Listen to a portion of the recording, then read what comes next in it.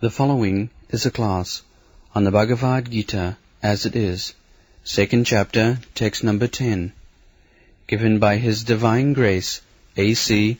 Bhaktivedanta Swami Prabhupada, recorded on August 16th, 1973, in London, England. Translation. O descendant of Bharata, at that time Krishna, smiling, in the midst of both armies, spoke the following words to the grief-stricken Arjuna.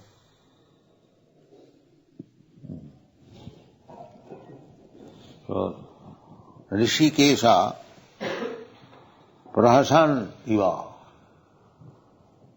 Krishna began to laugh, smiling. What a nonsense this is.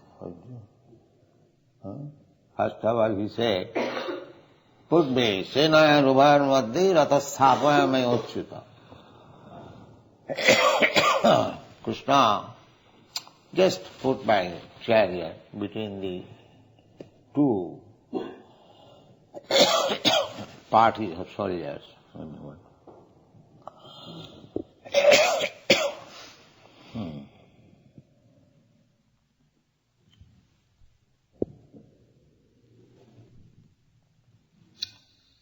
And now you are so enthusiastic in the beginning that put my chariot between the two armies. Now this rascal is saying, no josa, I will not fight. Just see the rascal now. So in Arjuna, Krishna's direct friend, Maya is so strong that he also becomes a rascal. And what to speak of others? First of all, very enthusiasm. Yes, put my chariot between the two armies. And now, na jose iti govindam. I am not going to fight. This is rascal. So he is smiling.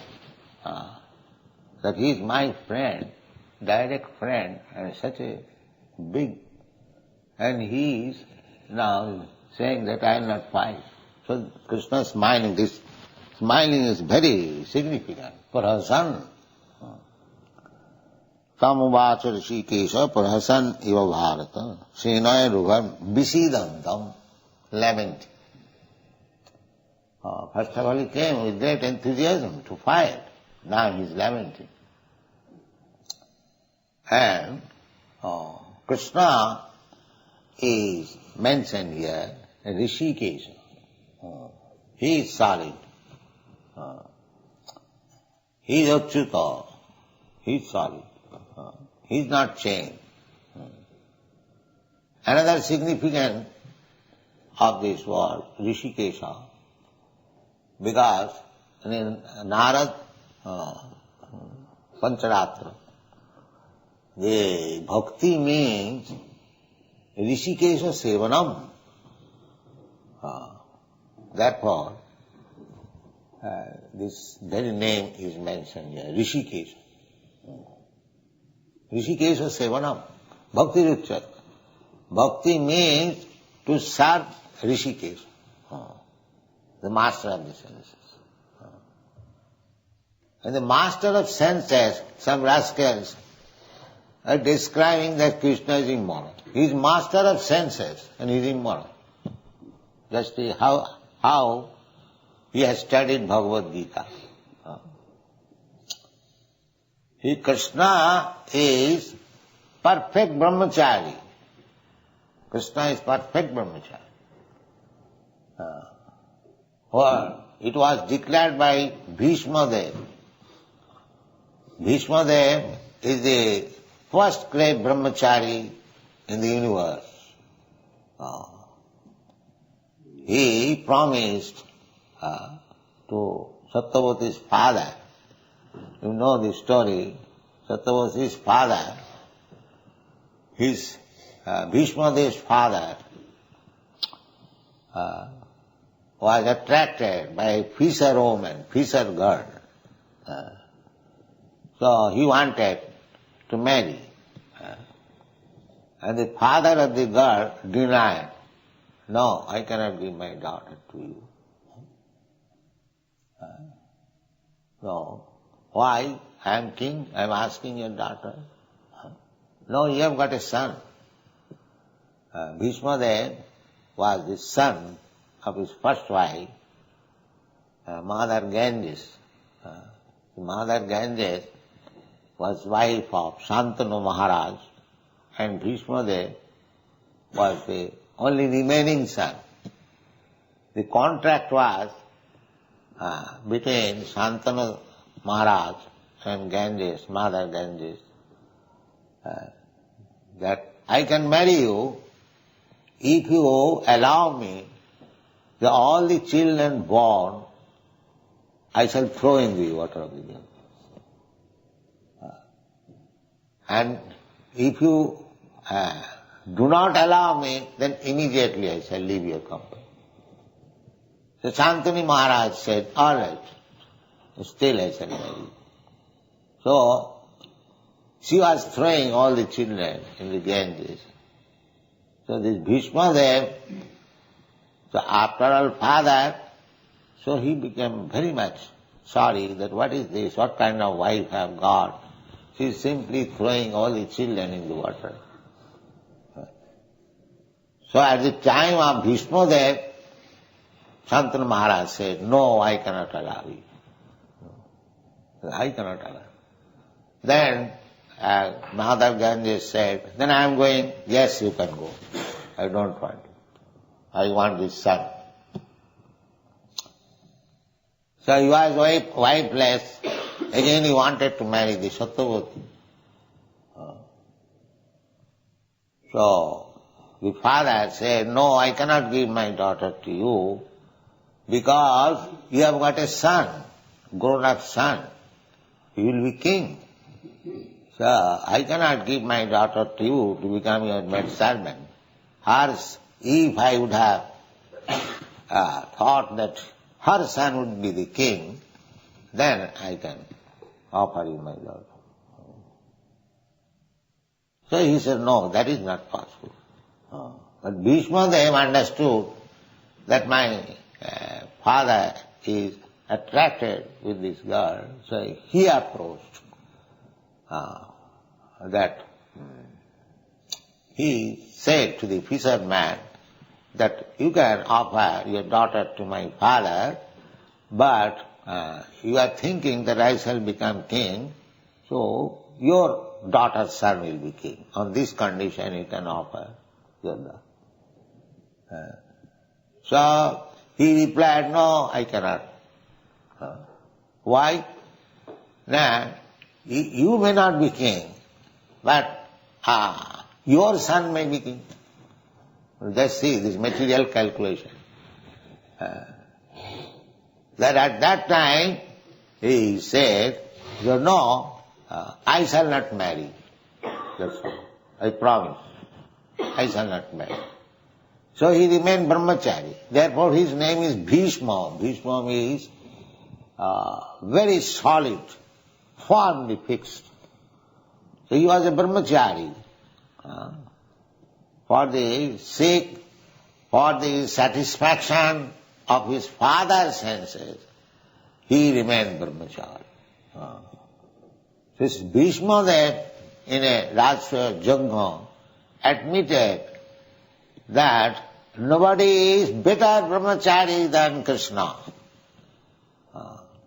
He was within the gopis, all young girls, but he remained a brahmachari. If I would have been within the gopis, I do not know what would have been my condition. So therefore, Krishna is the perfect brahmachari, Rishikesha. And these rascals, they are saying that Krishna is immoral. No. Krishna is perfect brahmachari. Dhira. Dhira means one is not agitated, even there is cause of being agitated. So Krishna is such a brahmachari. In spite of, just on the verge of youthhood, at the age of 15, 16 years, all the village girls were friends. They are very much attracted with Krishna's beauty. They used to come to Krishna for dancing in the village, but he was brahmachari. You will never hear that Krishna has some illicit sex, no. There was no such thing description. The dancing is description, but no contraceptive pill, no. That is not described there. That was his Rishikesha. Rishikesha means perfect brahmachari. Vikara hetu, even there is cause of being agitated, he is not agitated. That is Krishna. He has got thousands and thousands of devotees. And some of the devotees, if they want Krishna as lover, Krishna accepts that. But he does not require anyone else. He does not require. He is self-sufficient. He does not require anyone's help for his sense gratification. Therefore Krishna is Rishikesha, the master of the senses. So at least Krishna's devotees, there are many instances of Krishna's devotees. There also, why many? Almost all devotees, they are master of the senses. Goshan, just like Haridas Thakur, you know.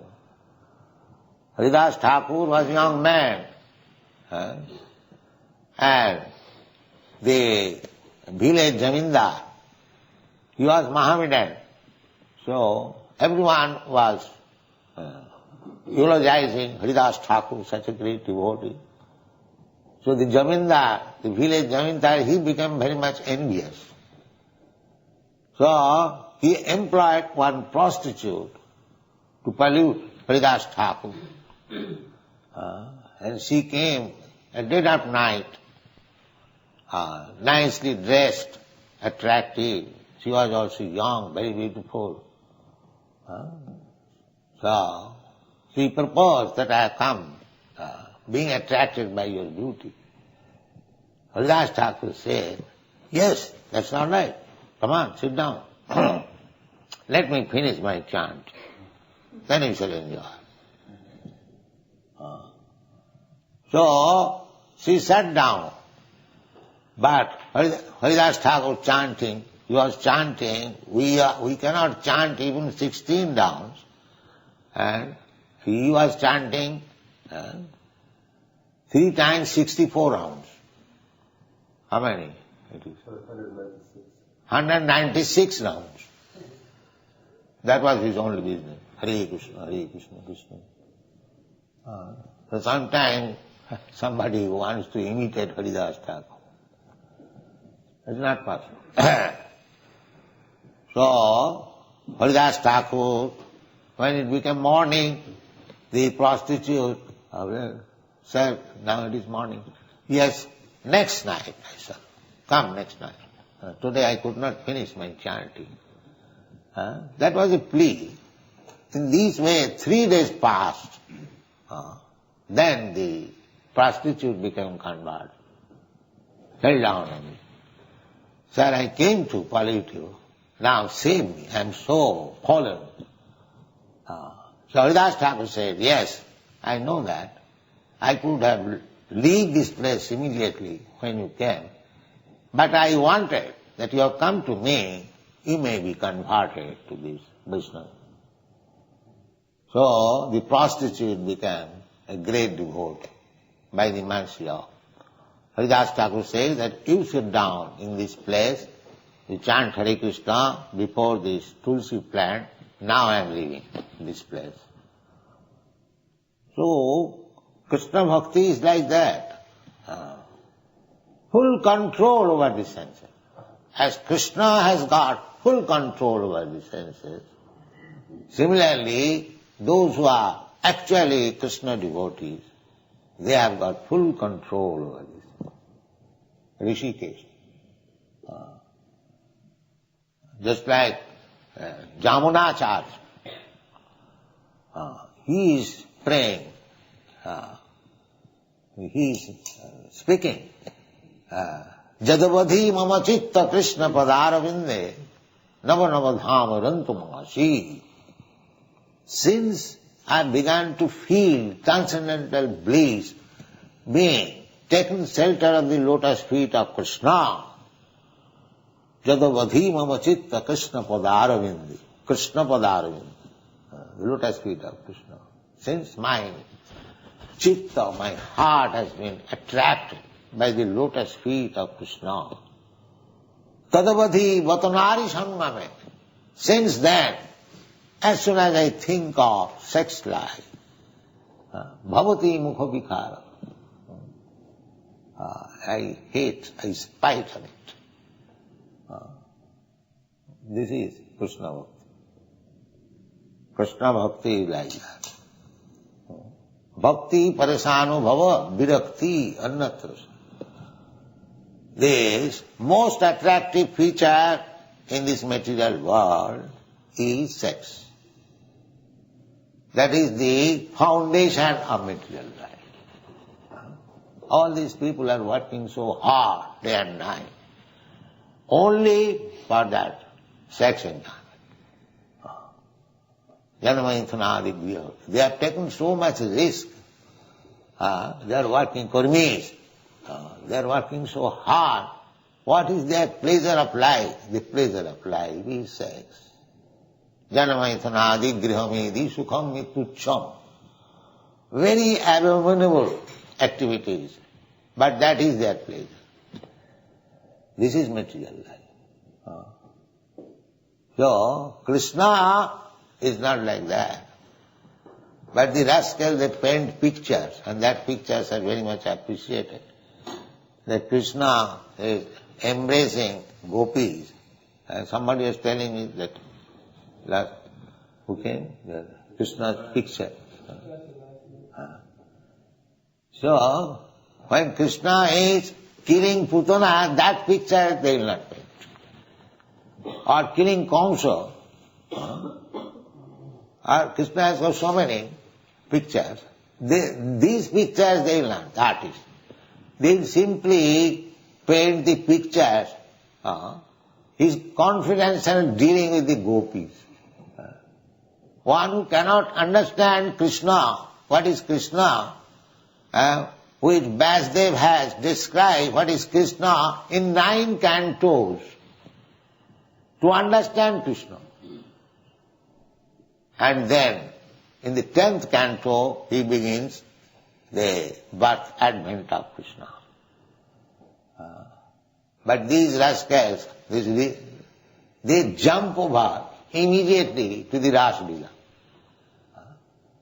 First of all, understand Krishna. Just like if you become a friend of some very big man, so first of all, try to understand him. Then he will try to understand his family affairs or confidential things. But these people jump over to the Ras Leela and misunderstand. And therefore, they sometimes say Krishna is immoral. How Krishna can be immoral? By accepting, by chanting Krishna's name, the immoral persons are becoming moral and Krishna is immoral. Just see the foolishness. Simply by chanting Krishna's name, all immoral persons are becoming moral and Krishna is immoral. And that is spoken by a rascal professor. So it is very difficult. Nobody can understand Krishna without becoming a pure devotee of Krishna. Because Krishna says, Bhaktyamam avijanati javan jaschami tattva. Tattva in truth. Tattva means truth. If one wants to understand Krishna as he is, then he has to take this process of devotion, bhakti. Rishikena, rishikesha sevanam bhakti ruchyate. when one is employed as the servitor of Rishikesha, the master of senses. Master and Rishikena, when your senses are also engaged in the service of the master of the senses, then you also become master of the senses. You also, because your senses are engaged in the service of the Rishikesha, the senses have no other opportunity to be engaged, locked up. Savai iandKṛṣṇa padāravindeyo. So, this is the process of devotional service. If you want to become a master of the senses, Goswami, Swami, then you should always keep your senses engaged in the service of Rishikesha. That is the only way. Otherwise, it is not possible. As soon as you become little slack to engage your senses in the service of the master of the senses, immediately Maya is there. Come on, please. This is it. Krishna bhuliya jeev bhogavancha kore, pasete maya tare japotiya dhore. As soon as you forget Krishna, even for a moment, immediately Maya is there. Please, my dear friend, come here.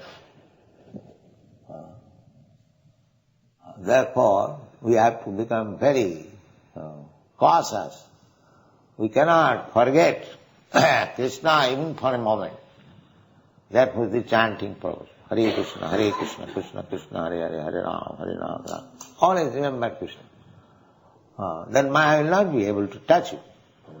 Mame mujaprapaddanti, mayamītāṃ taranti. Maya cannot touch. Just like Haridas Thakur.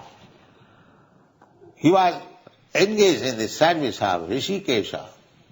Maya came in full-fledged strength. Still she was defeated. Haridas Thakur was not defeated. So try to understand Krishna as Rishikesha.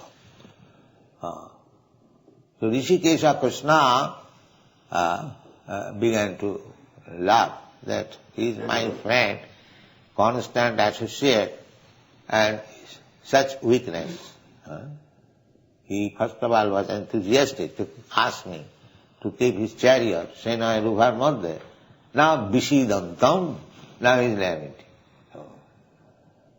So we are all fools like that. Arjuna is not fool. Arjuna has been described as Gura Krishna. How he can be fool? But he is playing the part of fool. If he does not play the part of a fool, how this Bhagavad-gītā will come from the mouth of Sri Krishna? And because he is devotee, he is perfectly playing in such a way that Krishna is giving instruction. So, perfect teacher and the perfect disciple. We have to learn from them. Our position, Arjuna is representing just like ordinary man like us. And Krishna as Rishikesha giving his advice. Perfect advice. If you read Bhagavad-gītā in the spirit of understanding, like Arjuna, the perfect disciple, and if we accept the advice and instruction of Krishna, the perfect teacher, then we should know that we have understood Bhagavad-gītā. By my mental speculation, by rascal interpretation, by showing one's scholarship, you cannot understand Bhagavad-gītā. That is not possible. Some miss. Therefore, in the Bhagavad-gītā it is said, tadvidhi pranipātena pariprasnena sevaya. So, we have to surrender, as Arjuna, surrender. Shishyasti hamsadimang prapannam. I surrender unto you. I become your disciple. To become disciple means to surrender. Voluntarily accepting the instruction, the advice, the order of the spiritual master. So Arjuna has already accepted that. Although he is speaking, that Najosya, Krishna I shall not fight. But master, when he explains everything, he will fight. Master's order. Not to fight, that is his own sense gratification. And to fight, in spite of, he has no desire to fight, that is the satisfaction of the master. This is the sum and substance of Bhagavad-gītā. So Krishna, seeing Arjuna Visidantam, very much affected, lamenting that he is not prepared to do his duty.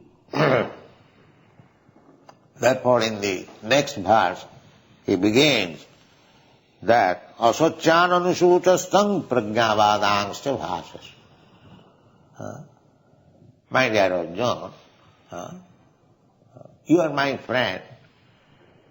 Never mind, mine is very strong, despite your being my friend personally. You are so much overwhelmed with false compassion. So just hear me. Therefore say, asocyan, you are lamenting on a subject matter which is not at all good. Asocya. Socha means lamentation. And asocya means one should not lament. Asocya. So asocyananisutastam prajñāvādaṃsca bhāsas. But you are talking like very learned scholar, because he has talked. But those things are right. What Arjuna has said, that Varna Sankar, when the women become polluted, the population is Varna Sankar. That is fact. Whatever Arjuna has said to Krishna, in order to avoid the fighting, those things are correct. But from the spiritual platform, those things may be correct or incorrect, but from spiritual platform they are not to be considered very serious. Therefore, asocyananisutastam, because his lamentation was on the bodily concept of life. That bodily concept of life, in the very beginning of Krishna's instruction, it is condemned. Asocyan anusutastam. You are lamenting on the bodily concept of life. Because anyone who is in the bodily concept of life is no better than animal.